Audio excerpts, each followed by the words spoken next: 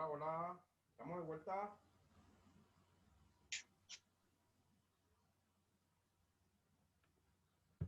Bueno.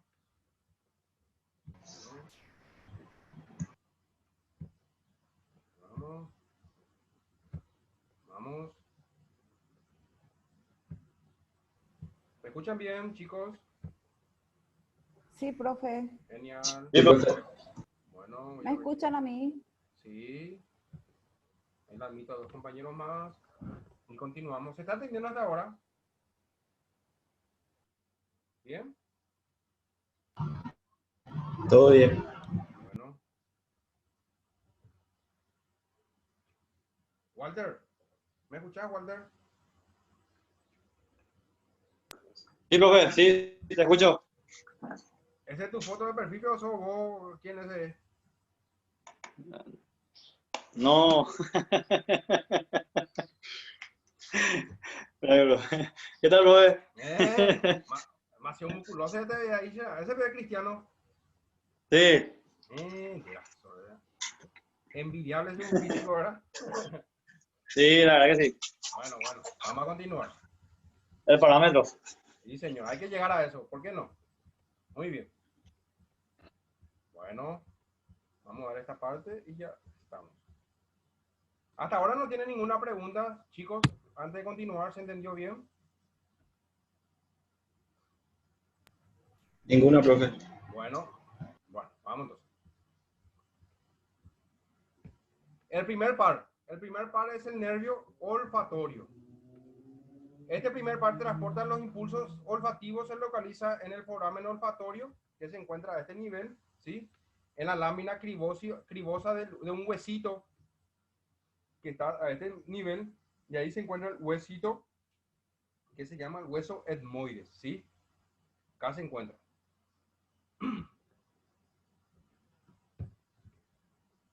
¿Cómo se evalúa el examen o el primer par? Deben tenerse preparados pequeños frascos con sustancias de olores conocidos o comunes y que no sean irritantes.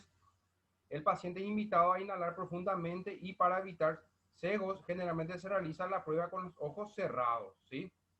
No deben usarse amoníaco, vinagre, formol o otras sustancias que irritan las terminaciones sensitivas, ¿sí?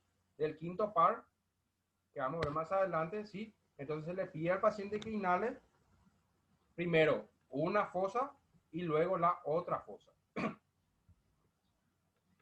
Signos patológicos pueden ser o causa de alteración, traumatismos craneales, lesión en las porciones basales del lóbulo frontal a este nivel, ¿sí? Un virus, disculpen, una bacteria que se llama, que es el meningococo, que produce una alteración del tracto del nervio olfatorio e infecciones nasales. Los trastornos que podemos encontrar nosotros, por ejemplo, abolición de la percepción de olores, que se denomina anosmia.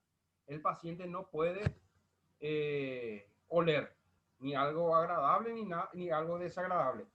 Percepción disminuida de olores se llama hiposmia y percepción incrementada de olores se llama hiperosmia. El segundo par es el par óptico, ¿sí? Transmite información visual al cerebro, se localiza en el agujero óptico a este nivel.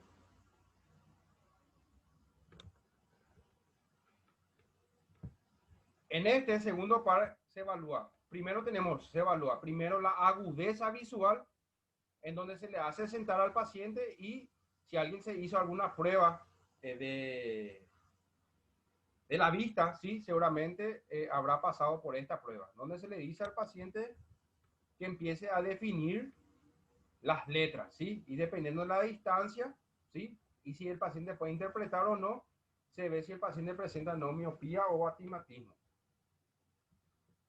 Luego tenemos la percepción de colores, ¿sí? Donde se produce, o sea, hace una imagen donde al paciente se le mete en un aparato, ¿sí? Donde se introduce los ojos y ese aparato da estas imágenes con colores, ¿sí? Y se ponen números y el paciente tiene que tratar de interpretar los números, ¿sí? Exploración de los campos visuales, donde el paciente se sienta, se tapa un ojo y con el dedo índice se mueve de un lado y se le pide al paciente que mueva el ojo hacia la derecha, hacia la izquierda, ¿sí? Y el paciente tiene que mover el globo ocular en la dirección del dedo, ¿sí? Signo patológico tenemos la hemianosia, que es la parálisis o la dificultad de ver en una mitad del cuadrante del ojo, y la cuadrinosmia o cuadrinopsia es cuando el paciente tiene una ceguera total ya, ¿sí? En donde le afecta a los 4 cuadrantes. Acá si nos hacemos un corte, acá tenemos un cuadrante superior, otro cuadrante superior, un cuadrante inferior y otro cuadrante inferior. Y esta es la más grave de todas, ¿sí? El tercer par, el cuarto y el sexto par se evalúa en conjunto. El tercer par es el motor ocular común, que es del ojo. El cuarto par es el nervio patético y el sexto par el motor ocular externo. Estos tres se evalúan juntos. Esto generalmente es debido a evaluamos la motricidad de los ojos, ¿verdad? Acá tenemos los músculos del ojo, tenemos el oblicuo superior, el recto lateral, recto medial, recto inferior y el oblicuo inferior. Y estos son los músculos que realizan el movimiento del globo ocular. Evaluación del motor ocular común, el tercer par, ¿sí? En donde el paciente puede tener una ptosis palpebral, que es esta, donde el párpado superior lo tiene caído, pues puede ser debido a una, por ejemplo, el paciente puede tener, por ejemplo, una parálisis facial y generalmente presenta esta característica, desviación del ojo hacia abajo y afuera, que es lo que vemos aquí, y la midriasis pupilar cuando es la dilatación de la pupila. Esto que vemos aquí en negro se dilata y adquiere todo el globo ocular. El cuarto par o patético, ¿sí? Que se denomina la mirada patética, ¿sí? Es cuando el paciente dirige o el ojo se desplaza hacia adentro, tanto sea, puede ser unilateral o puede ser bilateral, ¿sí? Desplaza hacia adentro por contractura del recto lateral y este por contractura del oblicuo. Se desplaza hacia afuera y hacia arriba. Esto como nosotros podemos hacer de la misma forma, ponemos el dedo índice y le pedimos al paciente que siga la mirada. Entonces el paciente, un lado del ojo sí va a seguir la mirada y el otro se va a quedar en esta posición, no se va a mover. El sexto par, el motor ocular externo, ¿sí? Que generalmente es el recto externo, y la desviación del ojo hacia adentro y imposibilidad de llevarlo hacia afuera. Es lo que vemos aquí. El paciente tiene el ojo desplazado hacia adentro y le pedimos al paciente que desplace hacia afuera y no puede. Por una contractura, puede ser del músculo recto externo del ojo. Acá tenemos cómo evaluar algunos movimientos, ¿sí? Que se puede hacer con una luz, con un dispositivo, donde se le pide al paciente también que desplace la mirada de un lado hacia otro lado, o también se pueden agarrar los párpados, que son estos párpados, que son los párpados superiores, y se le pide al paciente que trate de cerrar los ojos, ¿sí? Y ahí vemos nosotros si este músculo párpado superior se encuentra afectado o no se encuentra afectado. En este también aquí hay un musculito o un músculo entre las dos cejas que se llama músculo superciliar. Y este músculo superciliar lo que hace es, hace este movimiento, hace esto. Lleva las cejas hacia arriba y también hace la cara de enojado, esto, arruga esta zona. ¿Me escuchan bien, chicos? ¿Se están entendiendo? Sí, ¿Sí? Sí, profe. Bueno. Examen de la pupila, ¿sí? Se observa el tamaño, la midriasis y la anisocoria. Acá tenemos la midriasis, que es el aumento del tamaño de la pupila. La miosis es cuando el ojo y la pupila se dilata, ¿sí? Y se desplaza hacia adentro, y la anisocoria, que es lo que vemos aquí. Es cuando aumenta el tamaño de la pupila. El reflejo fotomotor, ¿sí? En donde se la alumbra al paciente con con una luz a nivel del ojo y la pupila se empieza a dilatar, empieza a aumentar de tamaño. Y el reflejo consensual es un reflejo que está relacionado tanto con el ojo derecho como en el ojo izquierdo, donde se coloca la mano aquí, se alumbra, por ejemplo, el ojo derecho, la pupila se dilata y la pupila izquierda también se tiene que dilatar. Eso se llama reflejo consensual, en donde ambas pupilas se dilatan cuando nosotros la alumbramos con un objeto luminoso a los ojos, ¿sí? Generalmente, las lesiones o estas lesiones de estos pares craneales que vimos hasta ahora, ¿sí? Generalmente se producen por una patología que es el accidente cerebrovascular, cuando el paciente tiene el derrame cerebral. Eso afecta a las raíces nerviosas, sobre todo al nervio facial, que es el séptimo par, ¿sí? Y eso produce una alteración del ojo, ¿sí? Donde el paciente, por ejemplo, no puede cerrar el párpado superior o no puede abrir, ¿sí? Afecta aquí al músculo superciliar, afecta aquí al músculo frontal y afecta a los músculos del ojo, donde el paciente no puede mover el ojo hacia adentro, hacia afuera, ¿sí? Y también hay otros nervios, por ejemplo, el nervio hipogloso, que es un nervio que le inerva la lengua y eso genera o realiza el movimiento de la lengua, de un lado hacia otro lado. ¿Alguna pregunta? ¿Se entendió bien, chicos? Sí, entendimos bien, profe. Yo tengo una pregunta, no sé si es tonta, pero las personas que tienen la desviación ocular, profe, ellos no ven bien, o sí ven bien. Ellos lo que tienen es desviar el El músculo, músculo. los músculos del ojo se desvían o se encuentran contraídos hacia una dirección, entonces el ojo se mantiene en esa posición, pero ellos sí pueden mirar, porque no afecta al centro de luminosidad del ojo. Por ejemplo, si el paciente tiene una alteración en la pupila del ojo, ¿sí? Ahí sí puede ser que el paciente tenga alterado la vista. David, Ya. Profe, yo tengo una consulta. sí,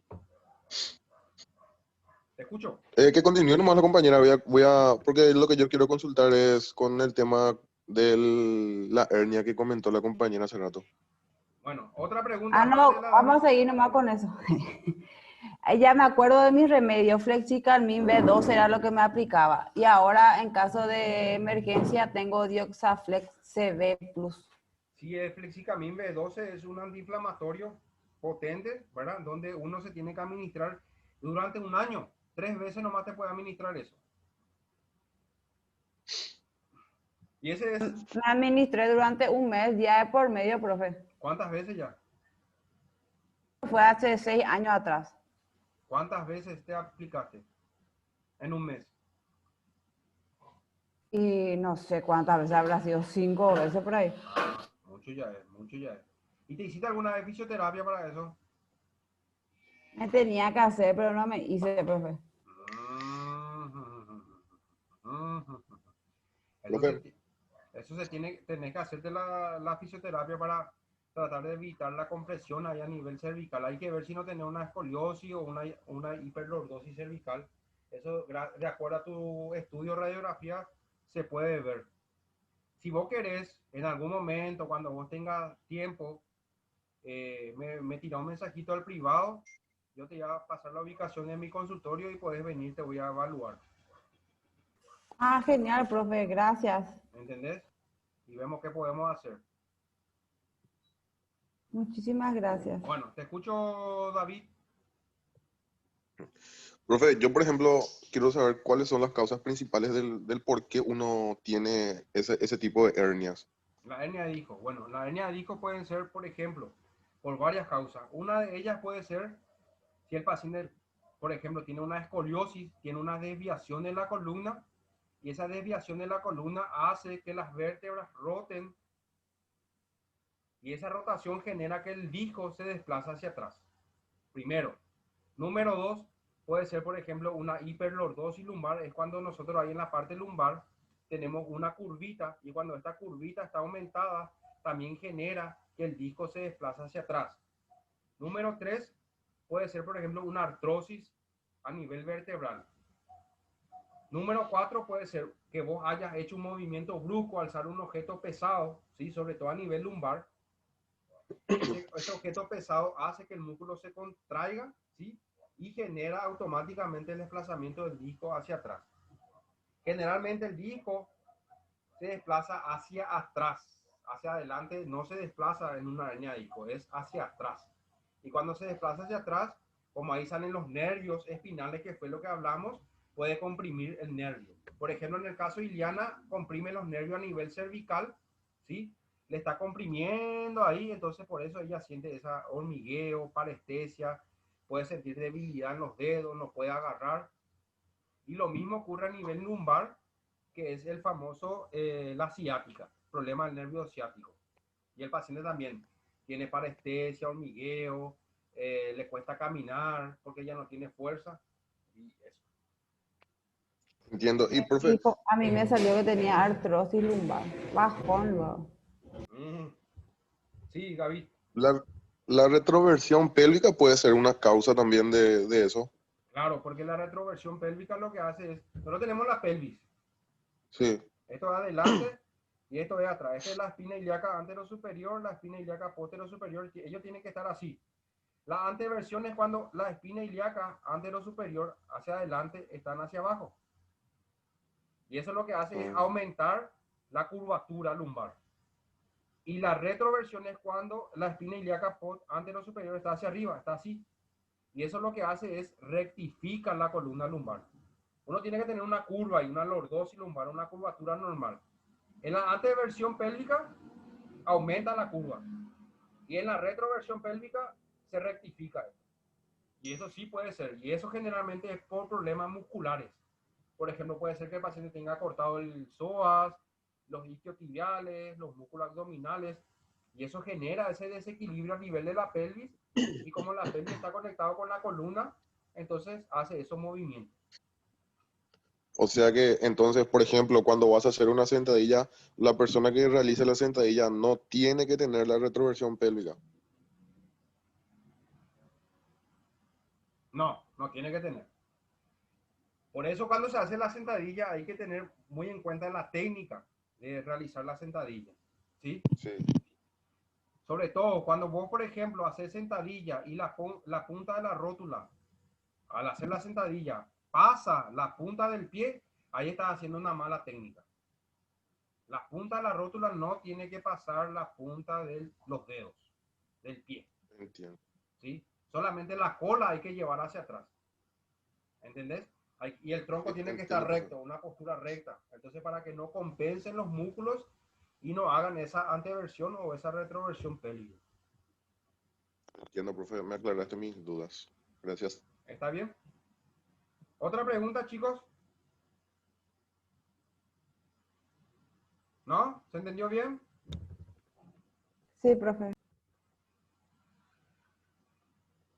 A ver. ¿Otros? ¿Pregunta? ¿No hay? Profe, ¿dónde está tu consultorio? ¿En San Lorenzo? No. Mi consultorio está, Iliana. ¿Conoces el viaducto de Mariscalope y Madalins? Sí, profe. Y en esa inmediación estoy. Ok, gracias. Voy a pedir tu número a Nati para poder comunicarme. Y anotado, yo te mando. Anotado en un papel. Sí, escucho. 0994 Sí, 839 sí. 572. Gracias, profe. Entonces vos me tirás un mensajito, profe, soy Iliana, en la semana que día puedo pasar, así yo veo para agendarte y coordinamos ahí, ¿te parece? Genial, muchísimas gracias. Dale. Bueno, chicos, llegamos hasta aquí. No sé si tienen alguna pregunta. ¿Se entendió bien? Hola. Sí, profe, se entendió. Dio gusto esta clase.